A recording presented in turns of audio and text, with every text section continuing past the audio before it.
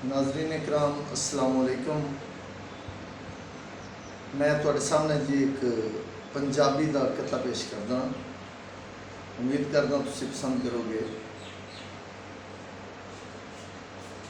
तेज rail वांगू बंदिया उम्र तेरी, ए कोठा कंध जमीन नहीं पड़ी रहनी, कोई रोज तू सड़क ते सैर कर ले, ए बग्गी विच तबेले दे खड़ी रहनी। आखिर डोर जवानी दी टुट जानी,